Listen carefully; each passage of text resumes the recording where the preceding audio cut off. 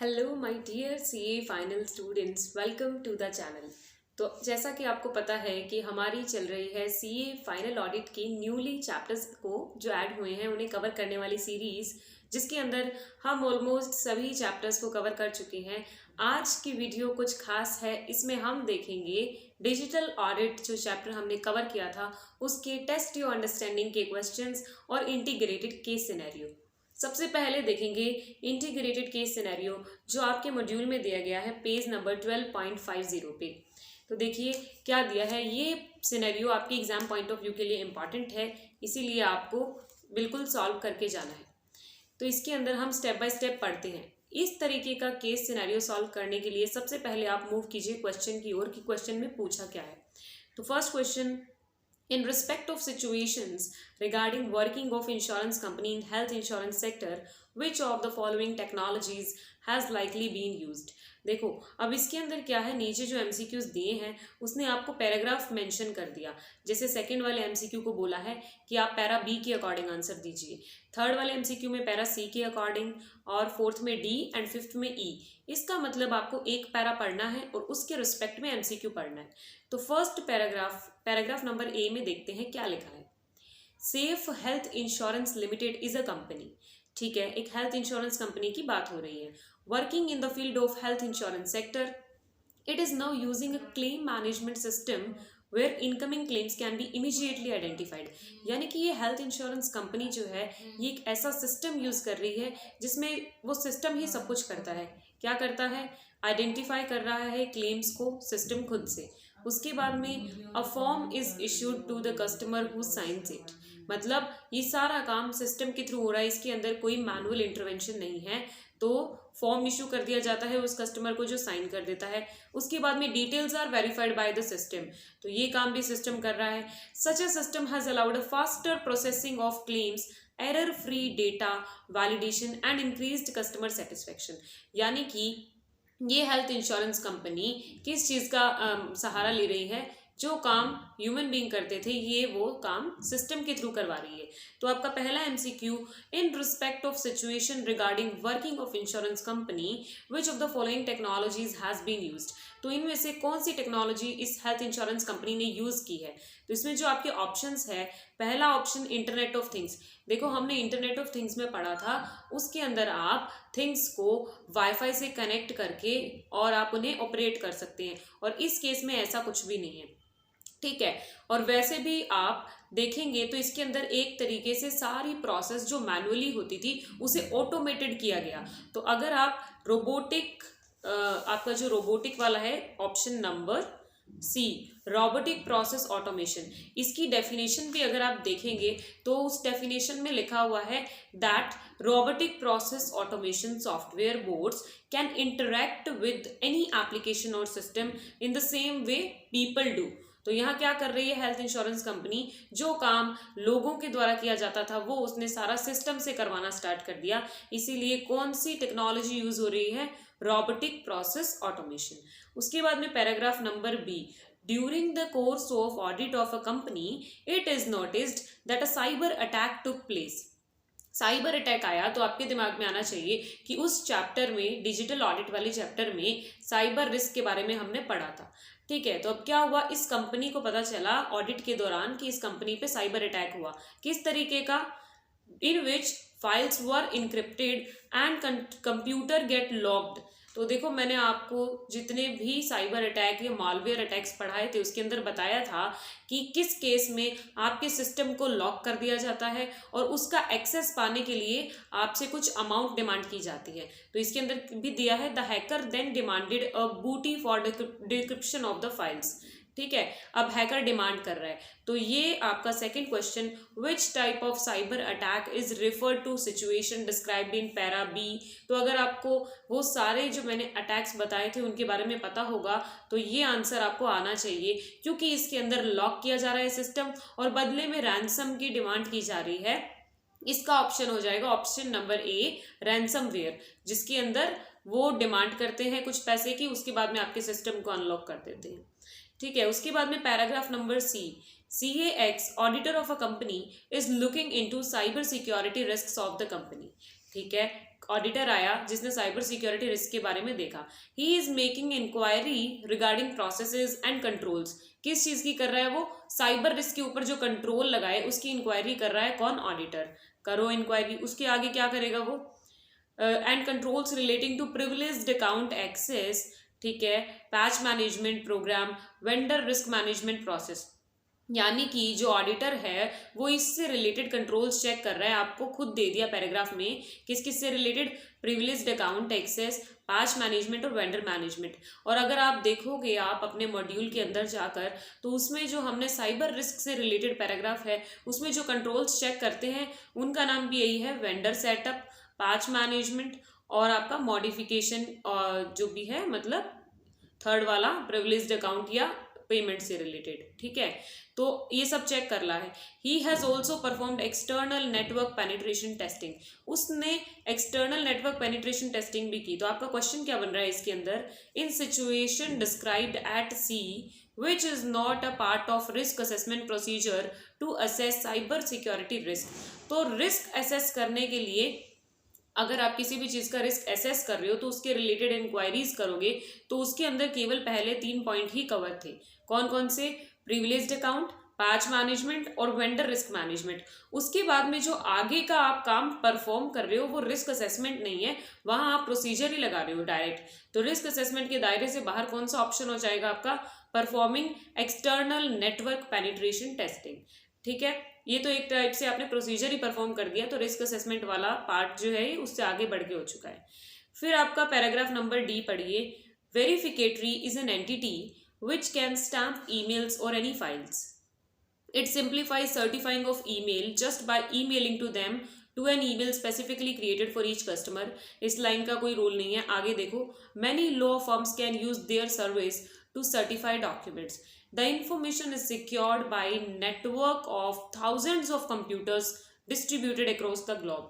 क्या दिया है इस पॉइंट के अंदर कि एक आपने ऐसा सिस्टम यूज किया जिसके अंदर computers, thousands of computers all around the world या ग्लोब में थे और उन्होंने कोई क्रिप्टोग्राफिक एल्गोरिदम यूज किया जिससे कि information can be verified from anywhere in the world. ठीक है, इस लाइन को पढ़ के हमें ज्यादा कुछ समझ नहीं आया. पहले देखते क्वेश्चन क्या पूछ रहा है. तो क्वेश्चन ने आपसे पूछा the kind of services being provide by an entity described at D are example of use of. यानी कि ये जो एंटिटी का नाम दिया है वेरिफिकेटरी, ये किस तरीके की सर्विस प्रोवाइड करवा रही है, उसमें कौन सी टेक्नोलॉजी का यूज कर रही है. तो इसमें देखो क्या किया है इसने हर बहुत पूरे ग्लोब के अंदर या वर्ल्ड के अंदर अलग अलग जगह पे थाउजेंड्स और कंप्यूटर्स लगा दिए, उनका नेटवर्क क्रिएट कर दिया. तो देखा जाए तो आपके पास जो ऑप्शंस है वो क्या है? आपके पास ऑप्शन है इंटरनेट ऑफ थिंग्स. तो ये तो पहले एलिमिनेट हो गया क्योंकि इंटरनेट ऑफ थिंग्स ये नहीं होता है. दूसरी चीज़ एथिकल हैकिंग.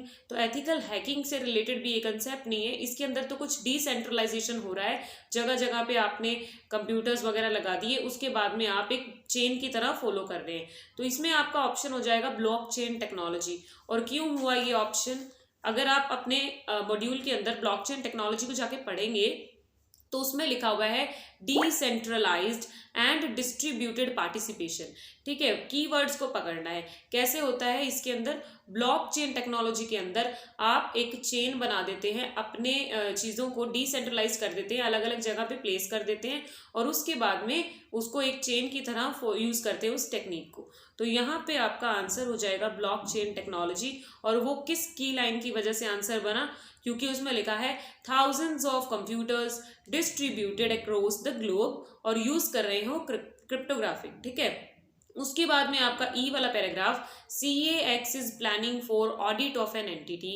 ठीक है, CAX जो है वो इस एंटिटी की ऑडिट करना चाहता है. The timeliness are agreed in a meeting with the key management person on an electronic meeting platform. तो ऐसा ऑडिटर जो इलेक्ट्रॉनिकली मीटिंग करना चाहता है, वीडियो कॉन्फ्रेंस करना चाहता है और फिर ऑडिट परफॉर्म करना चाहता है. तो ये चैप्टर अगर आप पढ़ के आए हैं उसके बाद क्वेश्चन सॉल्व कर रहे हैं तो आपको बता दूं यहाँ कौन सी तरह की ऑडिट की बात हो रही है? Remote audit. जो पर्सन वहीं से करता है जहां वो होता है और वहां से वीडियो कॉन्फ्रेंसिंग के थ्रू ऑडिट परफॉर्म करता है. तो देखते हैं क्वेश्चन क्या है. Which of the following is false in an audit described at para E. यानी पैरा ई में जिस तरीके की ऑडिट की बात हुई है, कौन सी ऑडिट की बात हुई है? Remote audit. उसके बारे में इनमें से कौन सी बात फॉल्स है या सच नहीं है? तो पहला ऑप्शन है the opportunity to present doctored document and to omit relevant information is decreased. तो अगर आपको याद होगा तो रिमोट ऑडिट के हमने एडवांटेजेस और डिसएडवांटेजेस पढ़े थे। उसमें सबसे बड़ा डिसएडवांटेज ये था कि जब आप ऑनलाइन प्लेटफॉर्म के थ्रू मीटिंग करते हैं या ऑडिट परफॉर्म करने की कोशिश करते हैं तो उसमें सबसे ज़्यादा चांसेस है कि आपको डॉक्टर्ड डॉक्यूमेंट यानी इलाज किए हुए डॉक्यूमेंट, जिसका मतलब है कि वो फॉल्स डॉक्यूमेंट प्रेजेंट कर दिए जाए। तो ये पहली लाइन जो बोल रहा है कि opportunity to present false documents या डॉक्टर्ड डॉक्यूमेंट्स डिक्रीज्ड, यही गलत है। क्योंकि जब आप ऑनलाइन प्लेटफॉर्म से मीटिंग कर रहे हैं या ऑडिट कर रहे हैं उसमें सबसे ज़्यादा चांसेस इंक्रीज हो जाते हैं इस तरीके के डॉक्यूमेंट्स को प्रेजेंट करना। तो इसमें आपको पहला ही ऑप्शन मिल गया। किससे आया है ये आप टैली कर सकते हैं, रिमोट ऑडिट के डिसएडवांटेजेस में पॉइंट लिखा हुआ है। ठीक है, इसी के साथ आपका ये इंटीग्रेटेड केस सिनेरियो हो गया कंप्लीट। अब आइए test your understanding question number first पे। सो टेस्ट योर अंडरस्टैंडिंग का फर्स्ट नंबर क्वेश्चन आपका क्या बोल रहा है, देखो। सुकन्या अ सीए स्टूडेंट, ये क्या है, सुकन्या एक सीए फाइनल की स्टूडेंट है और उसका ऐसा मानना है कि cyber risks are issues of IT and results only in information loss to an entity. यानी इसका ये मानना है कि साइबर रिस्क से केवल एंटिटी को ज़्यादा से ज़्यादा इंफॉर्मेशन का लॉस हो सकता है, उसके अलावा कोई प्रॉब्लम नहीं होगी। तो क्या सुकन्या सही है या नहीं है? तो सुकन्या यहाँ पे गलत है, क्योंकि cyber risk are not an issue of IT alone. अगर आपको आपके डेटा के चोरी होने का डर रहेगा या सिस्टम के लॉक होने का डर रहेगा तो उसका इफेक्ट केवल आपकी इंफॉर्मेशन पे नहीं आएगा और भी जगह आएगा। तो आंसर में देखिए उसमें बाकी की जगह की लिस्ट दी गई है, क्या क्या, जैसे रेगुलेटरी कॉस्ट बढ़ जाएगी और बिजनेस के डे टू डे वर्क्स में या ऑपरेशंस में इंटरप्शंस आएगी, चैलेंजेस आएंगे, फिर आपका डेटा लॉस तो हो ही सकता है। उसके साथ साथ अगर आपका सिस्टम करप्ट हो जाता है या किसी तरीके से हैक हो जाता है तो रेपुटेशनल लॉस आएगा, अलग लिटिगेशन भी आ सकता है। फिर जो रैंसमवेयर था उसमें आपको पेमेंट भी करनी पड़ेगी, तो ये नुकसान भी हो सकता है। उसके अलावा देखा है कि आपकी इंटेलेक्चुअल प्रॉपर्टी थेफ्ट जो है उससे कोई ना कोई कॉम्पिटिटिव एडवांटेज भी ले सकता है। मतलब कि हमारा इंस्टीट्यूट का जो भी है आपका, उसका डेटा ही सबसे इम्पॉर्टेंट होता है और अगर एक बार वो हैक हो गया तो उसका कोई और फ़ायदा भी उठा सकता है। उसके अलावा लिखा है कि फिर उसके बाद में जब उन सब चीज़ों को ठीक करवाने के लिए आप इन्वेस्टिगेशन करवाएंगे या रेमेडीज़ ढूंढेंगे तो उसमें भी आपका खर्चा आएगा, कॉस्ट लगेगी। ये भी एक तरीके का नुकसान है साइबर अटैक्स का। और ब्रीच ऑफ प्राइवेसी, आपका पर्सनल डेटा हैक हो सकता है, फाइन लग सकते हैं, पेनल्टीज लग सकती है। तो इसमें अल्टीमेटली ये सब पॉइंट्स क्या प्रूव करते हैं कि साइबर रिस्क जो है वो केवल इंफॉर्मेशन टेक्नोलॉजी से रिलेटेड नहीं है, वो पूरे बिजनेस से रिलेट करते हैं। ठीक है, बाकी इस क्वेश्चन को आप डीपली रीड कर लीजिएगा एग्जाम में जाने से पहले। Test your understanding knowledge, test your understanding question number 2। CAY is planning to use computer assisted audit techniques। CAY है वो ऑडिट की कौन सी टेक्निक्स यूज़ करना चाहता है? कैट्स के बारे में हमने पढ़ा था कि ये कुछ टेक्निक्स होती है जो ऑडिट में डेटा एनालिटिक्स वगैरह में हेल्प करती है। तो आपको बताना है कि ये CAY से यूज़ करना चाहता है कंप्लायंस टेस्ट के लिए या सब्सटैंटिव टेस्ट में, तो किस किस तरीके से यूज़ कर सकता है। तो ये क्वेश्चन आपका, इसमें आंसर्स में कुछ एग्जाम्पल दिए जाएंगे। कैसे एग्जाम्पल कि आप कहाँ कहाँ कंप्यूटर असिस्टेड ऑडिट टेक्निक्स को यूज़ कर सकते हैं। तो इसमें कुछ एग्जाम्पल है, जैसे आप एक्सेप्शन आइडेंटिफाई करने के लिए यूज़ कर सकते हैं। जैसे कोई भी डेटा है उसके अंदर कोई तरीके की अगर एक्सेप्शन आ सकती है तो उसमें क्राइटेरिया लगाकर आप इन टूल्स की वजह से पहचान सकते हैं, एरर पहचान सकते हैं, कैलकुलेशन को वेरीफाई कर सकते हैं, रिकॉर्ड्स एग्जिस्ट करते हैं या नहीं करते, या फिर किसके आगे नील वैल्यू है या नॉट एप्लीकेबल है, उसको ये आइडेंटिफाई करने में हेल्प करेगा। आपका डेटा वैलिड है, कंसिस्टेंट है, यानी पहले से ज़्यादा कुछ अलग नहीं है और कोई डुप्लीकेसी है डेटा के अंदर, कोई इनवॉइस डबल है, पेमेंट डबल है, मतलब बिल्कुल नॉर्मल चीज़ें जो आप कंप्यूटर असिस्टेड ऑडिट टेक्निक यानी कैट टूल्स की हेल्प से कर सकते हैं। वही एग्जाम्पल आपको इसमें मेंशन करने।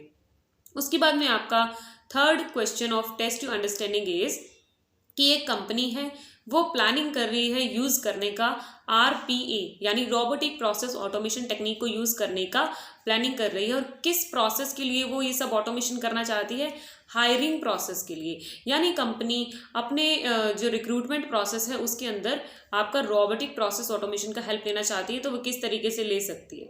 तो आंसर में देखिए, सबसे पहले वो किन किन स्टेप्स पे उसको हेल्प मिलेगी या इस टेक्नोलॉजी की हेल्प से उसकी रिक्रूटमेंट प्रोसेस ईजी हो जाएगी, वो कौन कौन से स्टेप्स होंगे? तो जब वो एडवर्टाइज करेगी सबसे पहले कि उसको चाहिए मतलब रिक्रूटमेंट करना है, तो ऐसा एडवर्टीजमेंट में वो हेल्प ले सकती है किसकी? ऑटोमेशन की। ऑटोमेशन के थ्रू उसका काम इजी हो जाएगा। उसके अलावा link redirect candidate to a career site, यानी कि आज अगर हमें भी कहीं जॉब के लिए अप्लाई करना होता है तो आप सबसे पहले सोशल मीडिया के थ्रू करते हैं, तो उसके अंदर वो क्या है, ऑटोमेशन के थ्रू जो लिंक वगैरह जनरेट हुए हैं उसके थ्रू आप कर सकते हैं। तो कौन सी टेक्नोलॉजी हेल्प कर रही है इसमें? Robotic process automation. उसके अलावा जो career site pulls information of a candidate, यानी जो ये लिंक्डइन वगैरह हैं या उसके अलावा जो करियर साइट्स है उसके अंदर से इन्फॉर्मेशन उठाकर आप ऑटोमेटिक ये हायरिंग प्रोसेस को कर सकते हैं। फिर उसके अलावा जो स्कैन करेगा एल्गोरिदम पता लगाने के लिए कि इस रोल के लिए सूटेबल पर्सन कौन है या डिजायर्ड कैंडिडेट कौन है, इन सब में भी आप ऑटोमेशन का सहारा ले सकते हैं। और सिलेक्टेड कैंडिडेट्स में भी asked to play online games to assess their skills. देखो पहले के टाइम पे आपके जो भी टेस्ट वगैरह होते थे, आपका एप्टीट्यूड टेस्ट, वो सब ऑफलाइन आप एक पेपर पे देते थे, लेकिन अब आप अपनी टेक्नोलॉजी को यूज़ करके उनकी स्किल्स को असेस करने के लिए ये ऑनलाइन गेम्स वगैरह करवा सकते हैं। बिल्कुल कॉमन सा आंसर है। और ये आपका तीनों टेस्ट योर अंडरस्टैंडिंग के क्वेश्चन हो गए कंप्लीट। इसी के साथ डिजिटल ऑडिट में टेस्ट योर अंडरस्टैंडिंग के तीनों क्वेश्चन और इंटीग्रेटेड केस सिनेरियो हमारा इस वीडियो में कंप्लीट हो गया है। हम हर चैप्टर के इसी तरीके से टेस्ट योर अंडरस्टैंडिंग और इंटीग्रेटेड सॉल्यूशंस करते रहेंगे। तो जुड़े रहिए, मिलते हैं अगले वीडियो में।